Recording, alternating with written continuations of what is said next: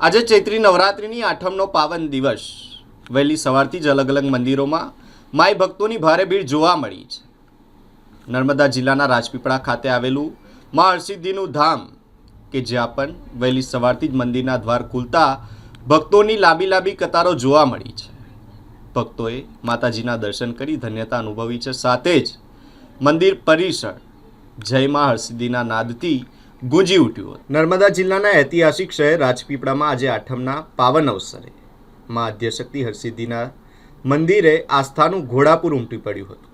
વહેલી સવારથી જ મંદિરના દ્વાર ખુલતાની સાથે જ ભક્તોની લાંબી કતારો જોવા મળી હતી. માઈ ભક્તોએ માતાજીના દર્શન કરી ધન્યતા અનુભવી હતી. આજના વિશેષ દિવસે માતાજીની મૂર્તિને મનમોહક શણગાર કરી આભૂષણોથી સજાવવામાં આવી હતી. અષ્ટમીનું વિશેષ મહત્વ હોવાથી રાજપીપળાના શહેર ઉપરાંત આસપાસના ગ્રામ્ય વિસ્તારો અને અન્ય જિલ્લાઓમાંથી પણ મોટી સંખ્યામાં શ્રદ્ધાળુઓ ઉમટી પડ્યા હતા. સમગ્ર મંદિર સંકુલ મા હરસિદ્ધિ કી જય અને જય અંબેના જયઘોષથી ગુંજી ઉઠ્યું હતું. દર્શન માટે આવેલા ભક્તોએ જણાવ્યું હતું કે રાજપીપળાની હરસિદ્ધિ માતા સાક્ષાત બિરાજમાન છે અને અહીં માગેલી દરેક મનોકામના પૂર્ણ થાય છે.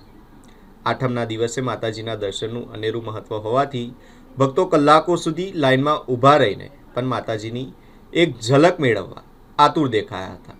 હરસિદ્ધિ માત की जय। રાજપીપળા શહેર હિન્દુ દેવસ્થાન કમિટી સંચાલિત મા હરસિદ્ધિનું મંદિર 425 વર્ષ પહેલા રાજપીપળાના રાજવી રાજા વેરીસાલજી દર મહિને ઉજ્જૈન જતા હતા અને એકવાર એમની પૂજાની થાળમાં કંકુ ના આવતા એમણે હાથનો અંગૂઠો કાપી અને માતાજીને લોહીથી તિલક કર્યું. માતાજી પ્રસન્ન થયા અને માતાજી એમની સાથે રાજપીપળા આવ્યા અને અહીંયા આગળ દેવસ્થાન બનાવ્યું. અહીંયા આગળ લાખોની સંખ્યામાં આસો મહિનામાં અને ચૈત્ર મહિનામાં ભાવિક ભક્તો આવે છે અને એમની મનોકામના બધી પૂર્ણ થાય છે. માતાજીના મંદિરમાં જે બી કોઈ મનોકામના બધાની હોય એ બધી પૂર્ણ થાય છે. આજે ચૈત્ર મહિનાની આઠમના દિવસે હજારોની સંખ્યામાં અહીંયા આગળ ભાવિક ભક્તો ઉપસ્થિત છે. સાથે સાથે રાજપીપળા નજીકમાં આવેલ નીલકંઠ મહાદેવ મંદિર, સ્વામિનારાયણ મંદિર અને ચૈત્ર મહિનામાં નર્મદા કિનારે ચાલતી નર્મદા પરિક્રમાના ભાવિક ભક્તો પણ રાજપીપળા હરસિદ્ધિ માતા અને કાલિકા માતાએ આવી અને માતાજીના દર્શનનો લાભ લે છે અને એમની મનોકામના પૂર્ણ થાય છે. એ બદલ માતાજીનો આપણે ખૂબ ખૂબ આભાર માનીએ. જય માતાજી. માં ભગવતી શ્રી કૃષ્ણ ભગવાનના કુળદેવી હતા અને 425 વર્ષ રાજપીપળા ગામમાં આવે થયા. એમની સાથે 3 દેવો છે, શિવ, બેતાળ, બાલાપીર અને હરસિદ્ધિ માતા. હું નાનપણથી સેવા કરું છું. એણે મને પ્રેરણા કરી કે બેટા મને હાથ આપ.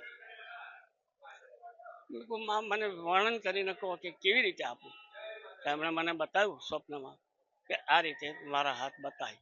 તો આજે જે ચતુર્ભુજ દર્શન થાય છે એ માની પ્રેરણાથી થાય છે અને આવી પ્રેરણા બધાને માં આપે એવી મારી ભાવના છે. અહીંયા સાથે સાથે હજારોની સંખ્યામાં ભાવિ ભક્તો આવે છે. પોતપોતાની શ્રદ્ધા પ્રમાણે માં એમના કામ પૂર્ણ કરે છે અને જેને જે શ્રદ્ધા એને એવા દર્શનમાં આપે. એના વિશે તો માતાજી અષ્ટમી દિવસે આવ્યા હતા. નવરાત્રિ આસો મહિનાની અષ્ટમીના દિવસે આવ્યા હતા. 1657માં અહીંયા હતા. હું 1964થી સેવા આપું છું માને. ત્યારે અનેક અનુષ્ઠાન અનેક ભક્તિ કર્યા પછી મને માએ ઝાંખી આપીને મેં વાત કરી કે આજે અષ્ટભુજા સ્વરૂપ માં બિરાજમાન થયા છે અને લોકોને દર્શન આપી રહ્યા છે. કિશન મહારાજ, મારું નામ કિશન મહારાજ, હરસિદ્ધિ માતાના પૂજારી.